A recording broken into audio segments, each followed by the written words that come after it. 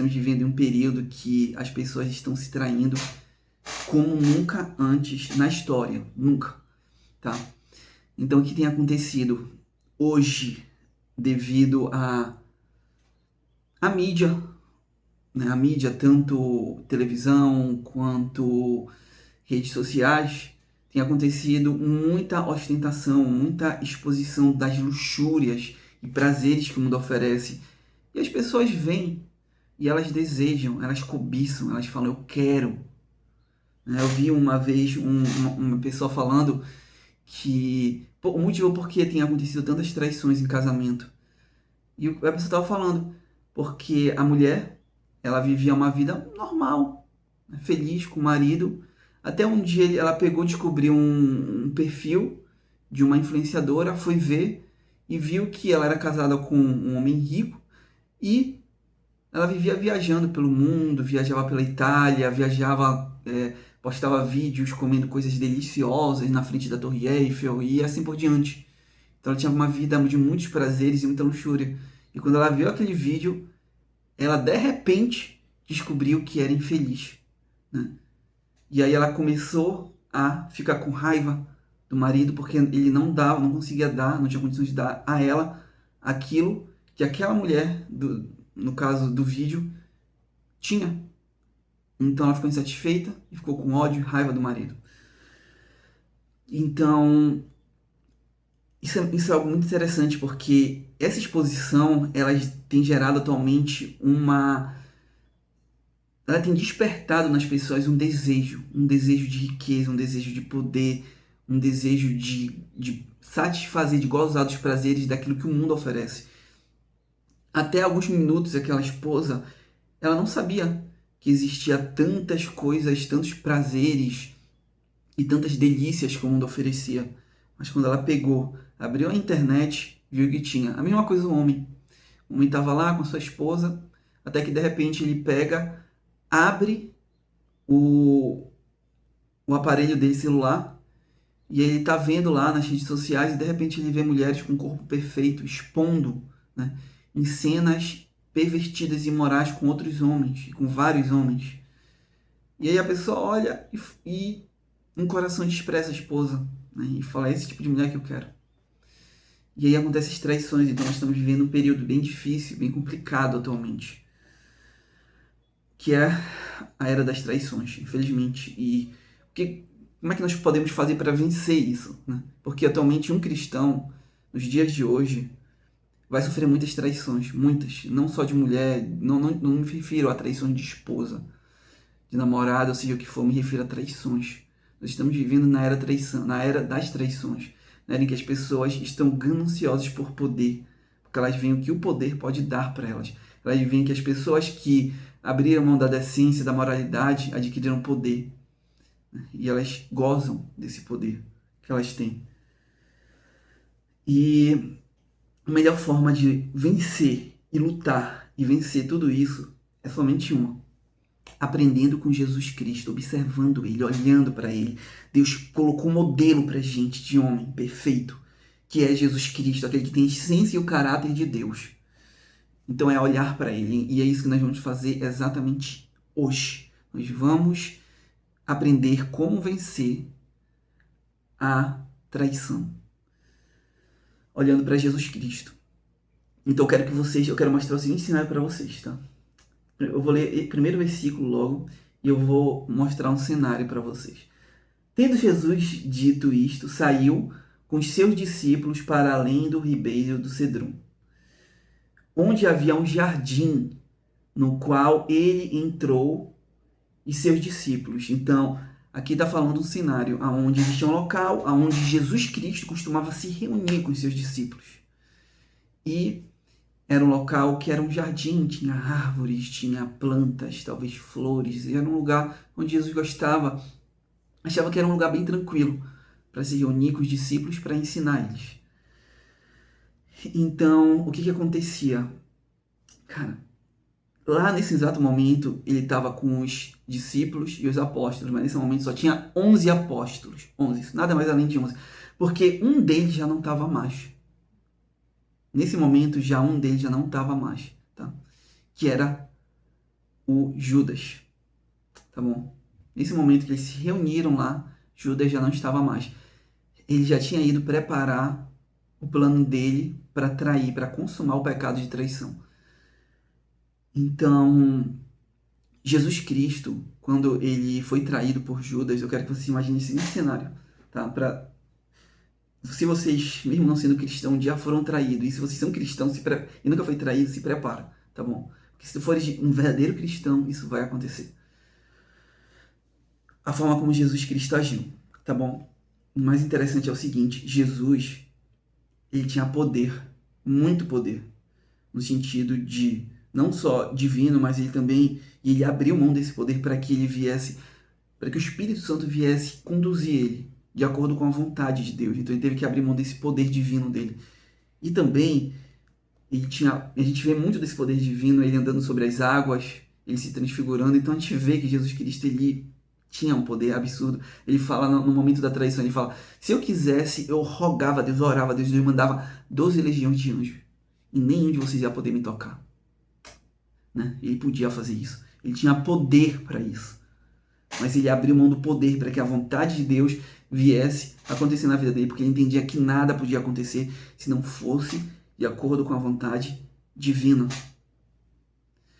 Então, Jesus Cristo, ele sabia que isso iria acontecer, ele tinha poder para intervir, mas ele decidiu ser obediente a Deus e seguir, né, a vontade dele, que era ir para a cruz. E agora, quando nós olhamos para Judas, a gente vai ver que Judas, ele mais, tipo assim, quando eu olho para Judas, quando nós olhamos para Judas, a gente vê alguns pontos bem interessantes. Um deles é que o nome de Jesus Cristo é exaltado através de Judas. Como assim exaltado? Porque quando Judas trai, ele comete aquele nível de traição, entrega a eles para aqueles que Jesus para aqueles que queriam matá-lo, uma pessoa que só fez o bem. Nisso a gente aprende com Jesus Cristo que nós devemos perdoar.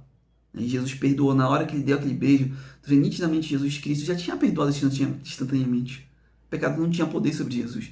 Ele chegou e chamou ele de amigo. Né? Naquele momento já dava para notar que Jesus já tinha perdoado ele. Mas isso não impediu com que a ira de Deus viesse sobre Judas e consumisse ele. Porque Deus ele pode ter perdoado. Ele estava perdoado, sim, aquele pecado não tocou mais nele. Mas mesmo assim, ele pecou. A Bíblia diz que aquilo que você plantar, você vai colher. Então ele plantou a traição e ele colheu, né? Quando ele na verdade plantou a traição contra uma pessoa perfeita, contra o Filho de Deus. Né? Nada mais, nada menos do que Jesus Cristo, Filho de Deus, alguém perfeito. Né? Não foi contra mim, né? Alguém totalmente imperfeito, que comete erros, falhas, não. Foi contra Jesus Cristo. Um homem mais santo, mais perfeito, mais puro, que não pecou, que não cometeu maldade em um mundo cheio de prazeres. E ele disse não para tudo isso. Tudo isso, ele disse não. E ele ainda cometeu essa atrocidade contra Jesus. Uma pessoa que Judas estava do lado dele, ele confiou para Judas o dinheiro, né? Judas ele cuidava todo o dinheiro do que os apóstolos e os discípulos pegavam de Jesus Cristo, ficava tudo, né, na bolsa de Judas, ou seja, Judas ele guardava esse dinheiro. Então olha o nível de confiança que Jesus Cristo deu para Judas, mesmo sabendo que ele era o traidor. Então Jesus Cristo amou ele, mesmo sabendo que ele era o traidor. Isso é muito interessante a forma como como Jesus agiu. Judas, ele mais ou menos, ele expôs o caráter de Cristo. O quanto ele era perfeito, bondoso, maravilhoso, humilde, misericordioso, né? Não praticou mal a ninguém, né? Na hora que estava quando foram pegar Jesus Cristo para prender, um dos discípulos puxou a espada e cortou a orelha de um dos servos, de um dos sumos sacerdotes, que provavelmente estava gritando, mata ele, prende, muito provavelmente. E ele puxou e cortou. Muito provavelmente a orelha fica do lado da onde? Da cabeça, do pescoço. Provavelmente um dos apóstolos pegou a espada, foi tentar matar, né? E aí ele acabou cortando a orelha. Ou seja, vamos ver a diferença entre caráteres. Era Jesus Cristo quem estava sendo, ia ser sacrificado, ia ser crucificado. Era Jesus que estava sendo traído. Não foram os apóstolos, foi Jesus. A gente vê um dos apóstolos tomando dor por Jesus Cristo e indo tentar defender ele. E a gente vê as duas reações. Uma, que foi Pedro, né, cortando a orelha, e Jesus Cristo indo lá e curando a orelha daquele homem. Né? Isso daqui muitos religiosos odeiam. Eu ia ser crucificado. Se algum religioso escutar isso, vai querer me crucificar. Né? Porque eles, infelizmente, eles deturpam muitas coisas para querer agradar o povo da igreja, infelizmente. Então, muitos dizem que não, muitos dizem que não, não tem problema nenhum em agir como Pedro agiu. Óbvio que nós somos imperfeitos e às vezes a gente pode agir assim, mas o negócio não é a pessoa agir assim. O problema é quando a pessoa age desse jeito, como Pedro agiu, de cortar, de tentar matar aquele homem, aquele sumo sacerdote, mesmo eles praticando mal contra um homem que só fez o bem. O problema é quando a pessoa ela pratica o mal e ela não reconhece, não pede perdão a Deus. É que nem aquelas pessoas que são cristãos, usam uma arma, matam uma pessoa, sabem que pecaram, mas se enchem de orgulho e não se humilham diante de Deus e falam assim, eu pequei, eu errei, me perdoa. Infelizmente, muitas igrejas estão errando nesse ponto e estão criando pessoas orgulhosas, né? Pessoas que não se humilham diante de Deus e não olham para o caráter de Cristo.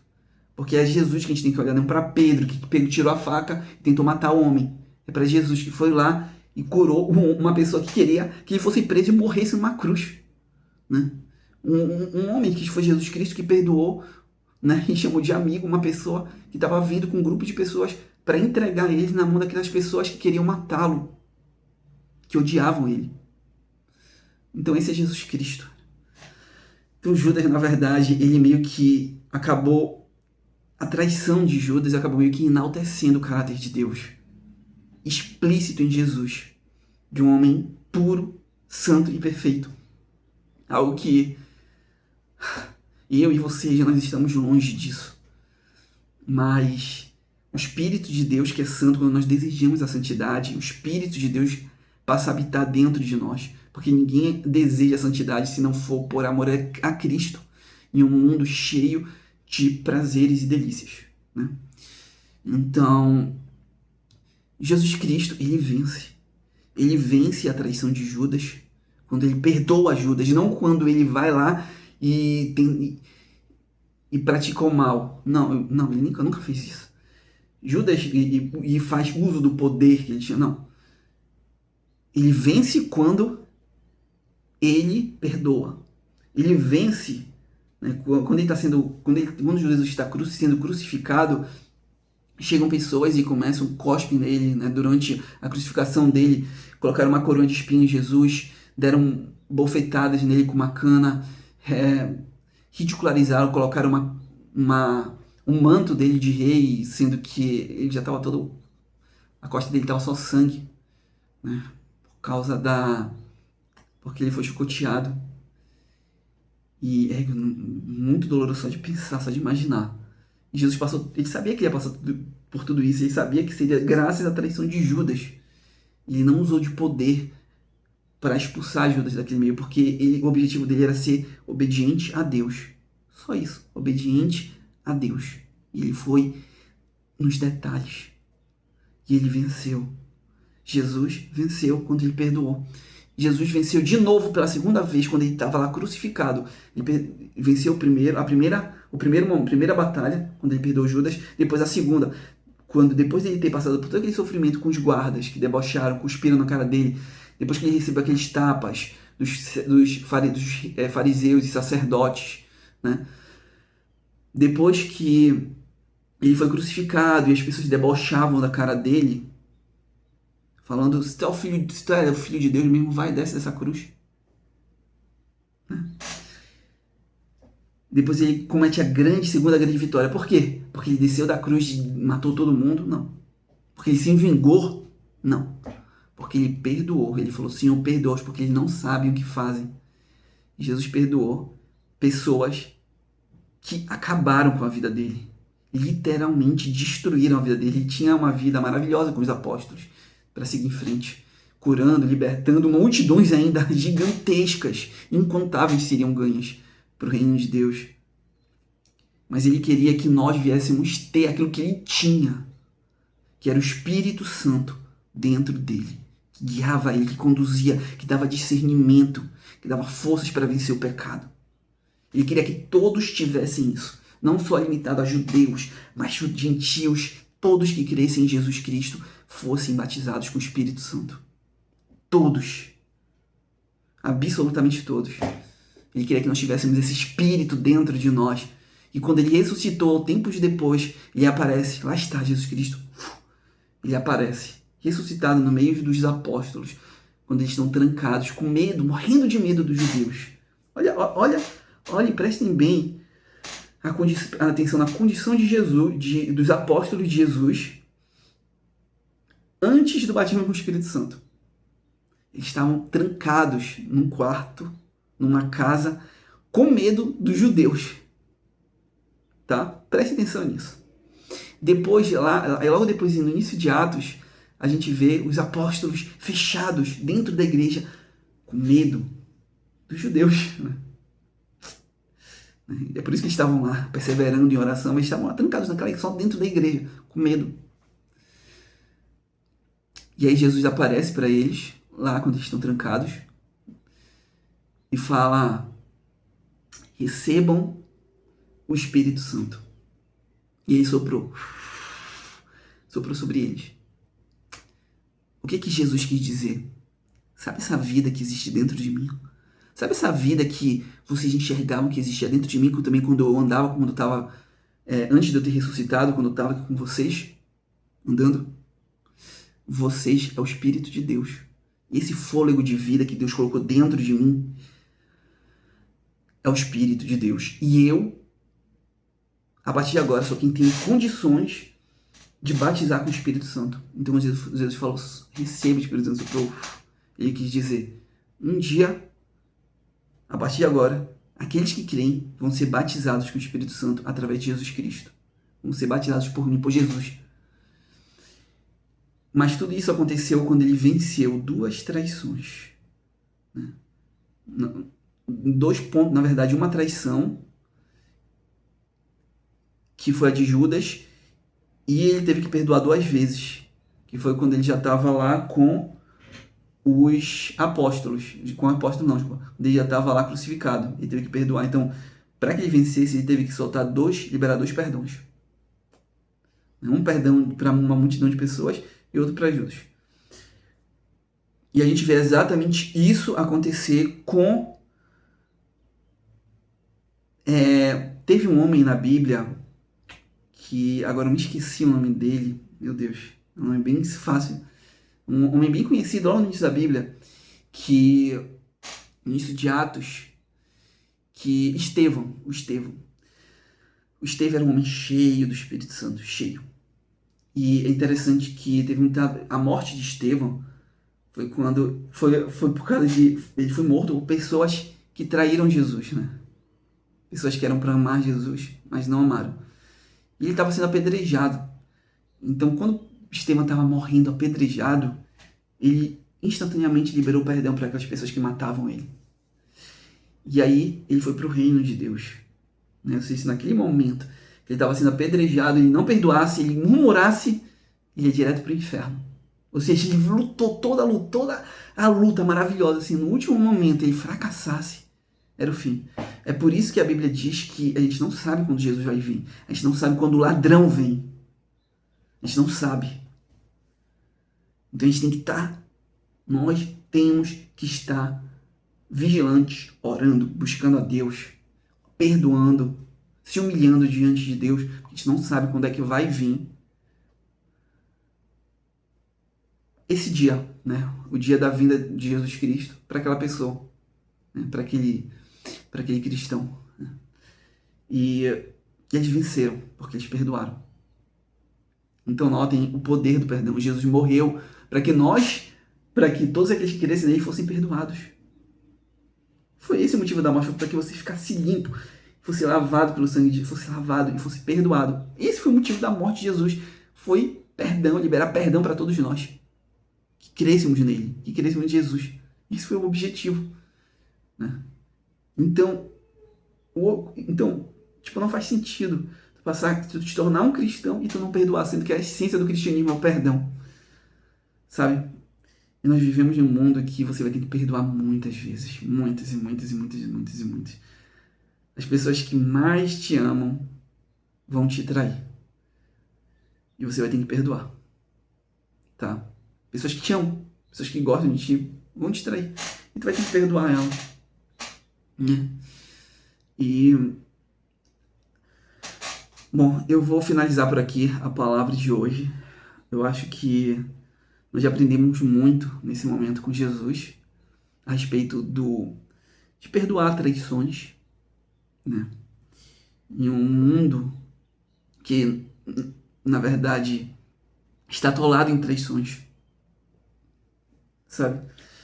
E eu vou orar agora por vocês e por mim também, né? Para que Deus nos proteja, nos guarde, nos cele, nos vivifique, para que nós venhamos e também para que Deus perdoe as pessoas que têm pecado contra nossas vidas. Então, Senhor Deus, eu coloco diante do Senhor nesse exato momento esse grupo de pessoas que estão me ouvindo, Senhor, esse grupo de pecadores, né? E eu também me incluo a esse grupo de pecadores. Na verdade, eu me considero até o pior de todos os pecadores. É assim que nós temos que pensar, se humilhar diante de Deus.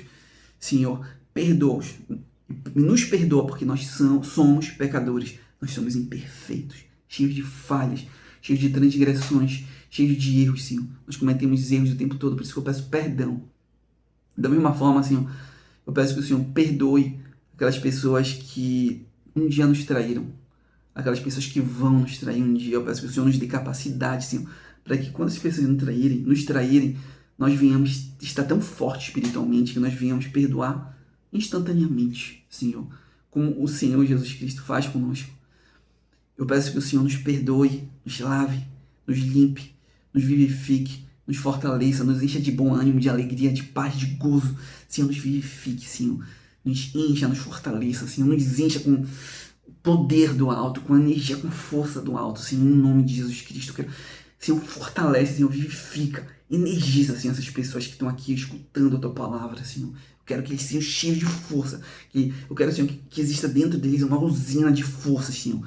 Coloque eles de pé todos os dias, Senhor, para fazer a Tua vontade, para fazer aquilo que eles devem fazer, Senhor. Para vencer o pecado, para dizer não. Não para as paixões, para liberar perdão, Senhor. Especialmente liberar perdão. Para que nós venhamos conseguir estar sempre na Tua presença. Sempre vivendo na Tua presença. Sempre em paz com Deus. Sempre em paz com Jesus Cristo, com Deus. Porque essa paz que nós temos dentro de nós é porque nós perdoamos. E nós fomos perdoados. Porque se eu não perdoo, Deus também não nos perdoará. Se você não perdoar, Deus não te perdoa. Isso é bíblico, tá? A Bíblia diz que se nós não perdoarmos os nossos ofensores, eles também não nos perdoarão. Deus também não nos perdoará, desculpa. Tá bom? Então, mas se nós perdoarmos, Deus, Ele irá nos perdoar. Se nós perdoarmos nossos ofensores, Deus também irá nos perdoar. Então, Senhor, eu peço que o Senhor os perdoe, Senhor. Perdoe todas as pessoas, Senhor, que pecaram contra essas pessoas que estão me ouvindo agora. Perdoa todos, Senhor. Sabe aquela pessoa que pecou contra esse irmão, essa irmã? Perdoa. 100%. Lava. Isenta, Senhor. Desculpa. Perdoa. Só isso. Senhor, para que ela fique bem. Cura o coração dela, Senhor.